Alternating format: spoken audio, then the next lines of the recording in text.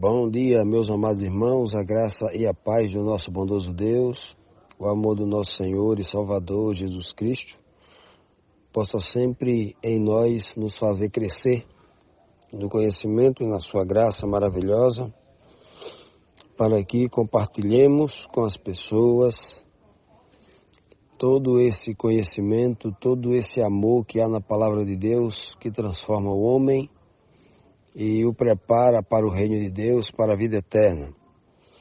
Amados, hoje é quarta-feira e vamos dar continuidade ao estudo da nossa lição bíblica diária, falando daquele momento pós-ressurreição, quando os discípulos, sob a influência, sob a liderança, sob o comando de Pedro, vão à pescaria.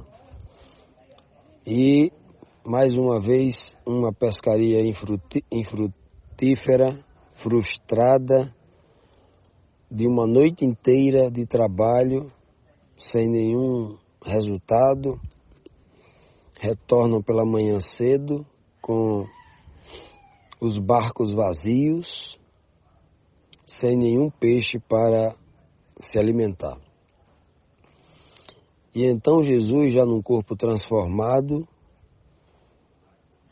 aparece na beira da praia e, vendo eles no barco, pede que eles lancem a rede do lado direito do barco, para que então eles pesquem de fato e de verdade. Enquanto Jesus já está ali na beira da praia, já tinha acendido um fogo e já havia brasas, né? E já havia também um peixe ali que estava sobre as brasas, né? Esse é o estudo, né? Que nós vimos, e quando João vê e entende que ali é o Senhor, um puro discernimento espiritual da parte do apóstolo João, e diz para Pedro: Pedro, é o Senhor. Então Pedro coloca a sua capa e se lança na água para encontrar logo com o Senhor, sem esperar que o barco atraque primeiro na praia, o barco já cheio de peixes, né?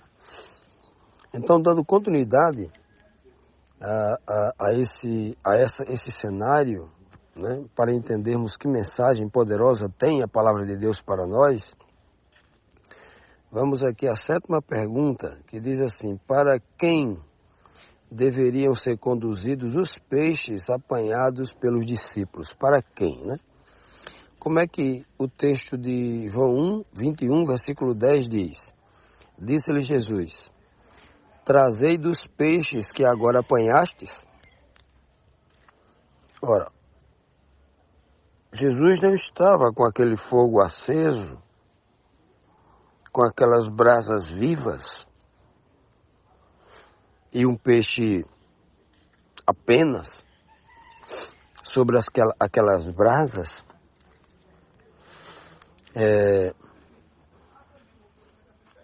para alimentar-se a si mesmo. Jesus nunca pensa em si mesmo, somente em si mesmo, ou em si mesmo, né? Ele está o tempo todo pensando no próximo. O amor dele é um amor altruísta, sem nenhum interesse. É sempre pensando em ajudar o próximo, né? E quando Jesus vê aqueles discípulos ali, que acabaram de pescar apenas porque ele orientou o lugar certo, da maneira correta, e não só isso, né? A pergunta é: quem foi que enviou aqueles peixes ali para estar exatamente à direita do barco, num local raso, aonde não havia um cardume tão grande de peixe? Olha, quem mandou? A não ser o Pai, não é? Quem é que controla toda a natureza? Quem é que é o Criador? Quem é que criou cada criatura, né? E as comanda? O Pai daquele que estava na praia e que operava poderosamente através do seu Filho. Então, aquela pescaria não foi Pedro o resultado daquela pescaria não cabia a Pedro e nem aos demais discípulos que ali estavam no barco, não. Ali foi o poder de Deus manifestado na pessoa do seu filho. Então, Cristo pede que eles tragam aqueles peixes a eles, obviamente, e não era porque Cristo estava dizendo, olha, esses peixes pertencem a mim, tragam para mim. Não é isso. Ele pede uma parte daqueles peixes ali para ele assar o peixe sobre as brasas para alimentar os seus discípulos. Vejam, meus amados irmãos, que todas as vezes que Cristo aparece para os discípulos, ele vem cuidar dos discípulos. E sempre está alimentando, né? Mais uma vez, ele vai usar dessa tipologia e do alimento, palavra, né? Nem só de pão, nem só do alimento físico, sólido, para o estômago, vive o homem. Mas de toda a palavra, o alimento para a mente, né? O alimento para o espírito. Então, esse é o maior e mais perfeito e mais necessário alimento para o homem que quer viver a vida eterna no reino de Deus. As pessoas, para viverem no reino de Deus, o alimento físico, ele não contribui muito para o reino de Deus, né? Porque a edificação de um corpo carnal que vai morrer, em nada contribui para a vida eterna. O alimento mais necessário é o alimento espiritual.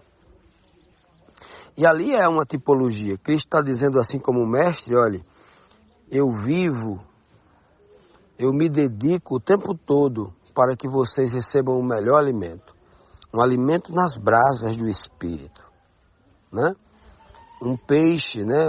O peixe ali é uma grande tipologia daquele momento em que Cristo diz, se vocês não comerem da minha carne, a carne do Filho do Homem, jamais vocês terão vida, a vida eterna, a vida em si mesmo, né? É o que ele vai trazer de informação muito importante.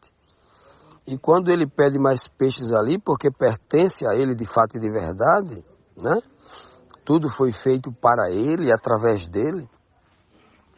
Então ele pede ali, não é para si próprio, né? Ele não diz assim, olha, eu só tenho um peixe aqui, mas esse é meu. Traga lá mais 12 lá, para eu assar um para cada um. Olha, e outra coisa, ele poderia dizer, ô Pedro, vem aqui, assuma aqui, assa aí, que eu já fiz demais, assa para mim aí agora que eu... E tal. Não, é ele quem vai fazer. É ele quem está assando. Já imaginou um mestre fazer isso? É o único mestre que inverte as coisas. Ele está ali para trabalhar para os seus discípulos. É diferente dos outros mestres cujos discípulos são seus servos, seus escravos. E o mestre está ali só para abrir a boca e dar o ensinamento. E os seus discípulos são escravos dele, que vivem para trabalhar para o seu bem, para o seu bem-estar, né? Então é muito diferente esse Mestre Jesus, porque até nessas atitudes, e principalmente nas atitudes, está as maiores lições que Jesus Cristo pode passar para os seus discípulos. Então, isso, na verdade, para nós hoje, que somos também discípulos, embora nunca estivemos pessoalmente lado a lado com Cristo, frente a frente com a pessoa, né, de Jesus Cristo, nós também somos discípulos e nós aprendemos muito mais, não apenas quando lemos assim, e Jesus Cristo disse, aí a gente lê aquelas palavras que saem diretamente da boca dele, e como alunos a gente aprende. Não, sobretudo nós aprendemos quando ele está em silêncio fazendo fogo, fazendo as brasas, abrindo um peixe, limpando o peixe, lavando o peixe, colocando o peixe sobre as brasas, assando peixes, dando de comer aos discípulos. A gente aprende com as ações de Cristo. É a razão da verdadeira igreja de Cristo aqui na terra, a igreja espiritual, a igreja invisível, é justamente fazer isso, trabalhar pelo próximo, porque ele vai desenvolver o amor pelo próximo. Ele vai encontrar a razão de viver, né? O mesmo amor altruísta que Cristo tinha pela sua igreja, pelo seu discípulo, a gente vai ter também. Aí está o exemplo, né? Então Jesus pede os peixes não para ele, não para saciar a sua fome física, né? Mas sobretudo para atender as pessoas, ali no caso os seus discípulos. Continuando, meus amados, vamos aqui para a próxima pergunta, dando continuidade àquele encontro tão bonito, né, entre Cristo e os seus discípulos, ao retornar da última pescaria em que Pedro comandou com os demais discípulos, né? E aí Jesus de novo, né, manda lançar a rede do lado direito do barco e pesca os peixes, né? E eles trazem ali a praia. E a pergunta 8 diz assim: que ensino temos aqui sobre a rede do Evangelho e o número dos peixes, conforme 2 Crônicas 2,17?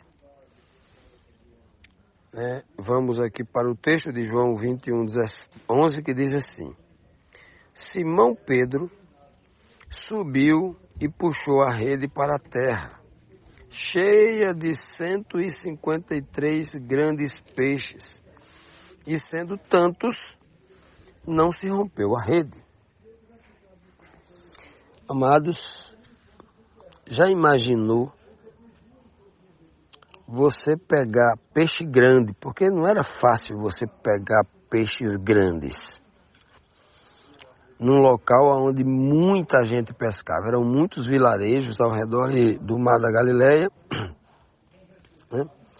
E aí você lança a rede numa parte rasa e, olha, se pegasse 10, 12 peixes, já seria muito para uma pescaria de sucesso, né? Agora imagine 153 peixes. Por que isso? Né? E apesar de ser tantos peixes, a rede não se rompeu. E por que está escrito isso de João? Um pescador, um exímio pescador, um homem experiente na pesca, acostumado a pescar, sua vida era pescar, sua profissão era pescar, nasceu, né, já com o seu pai que era pescador, né, Zebedeu. Então quem está escrevendo isso aqui, este livro, é alguém que conhece muito de pesca, é alguém que vivia da pesca.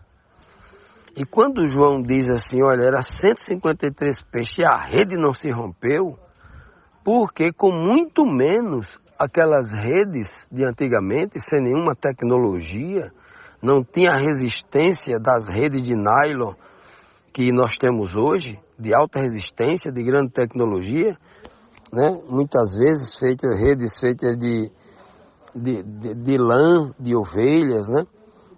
Tecida com muito trabalho, outras vezes até com pelos e crinas de cavalos e animais. Então, era muito frágil comparado às redes de hoje. Então, é algo assim muito difícil de aceitar, analisando sobre as leis da física, tanto peixe, tanto peso que aquela rede suportou, né? Então é algo assim inimaginável. Já imaginou? Vamos colocar aqui grandes peixes. O que é grandes peixes para eles? Né? O peixe que se pescava ali no Mar da Galileia era o Sampiter, ou seja, a tilápia, né, para nós aqui no Brasil. Agora imagine uma tilápia grande. Uma tilápia grande é uma tilápia de uma lagoa, de um lago daquele. Eram tilápias de 3 a 5 quilos, por exemplo. Já imaginou? Se vamos colocar 3 quilos. Quantos quilos havia ali? 150 vezes 3. Meia tonelada de peixe. Era muita coisa. Como que uma rede sem nenhuma tecnologia podia suportar tanto peso? Né? Outra coisa, Jesus apenas queria uma quantidade de peixe para alimentá-los ali. Não seria suficiente mais 12? Mais 13 no máximo? 15? Por que tantos? Ora, se fosse 144 peixes ali, já seria, né, 12 peixes para cada um. Eles não conseguiriam comer aquilo, né? Mas como Cristo faz sempre, ali no máximo, ali, uns grandes peixes, você come um peixe no máximo, quando estivesse com muita fome, né? Um peixe já seria um alimento, assim, é muito alimento para uma pessoa. Aí de você, 153. Se você tirar, eu não sei quantos discípulos estavam ali, se estavam todos, né? Provavelmente todos, né? Se você tirar de 153, 12, vai ficar ainda 141 peixes, né? 141 peixes. Se ali tivesse, vamos supor, tivesse ali 9 discípulos apenas dos 12, se você tirasse um para cada um, Cristo já tinha o dele que estava lá na brasa, né? Fazia 154 com o que ele já estava na brasa, né? Então, se você tirasse ali, ficaria 144, né? Tirasse 9 para os 9 discípulos, né? 144. Já imaginou esse número importante nas Escrituras Sagradas? É como se Cristo dissesse, olha, o alimento de vocês vem do nosso Pai que está no céu. E ainda estou provendo alimento em grande quantidade para que vocês possam alimentar as pessoas. As pessoas que vocês vão pescar, que vocês vão ajudar, né? Então, o Senhor sempre dá em abundância, não é para os seus discípulos que ali estão. É para os seus discípulos que ali estão, mas sobretudo para que eles também já tenham os recursos e os meios para alimentar os outros, né? E essa é a grande beleza, né? Essa é a maravilha que nós encontramos aí na palavra de Deus. O Senhor, quando Ele nos dá o alimento, quando Ele nos alimenta com a sua palavra, nos dando o discernimento espiritual para nós compreendermos a palavra, não é só para que a gente tenha um conhecimento e guarde para a gente. Esse conhecimento não servirá para a gente se nós guardarmos.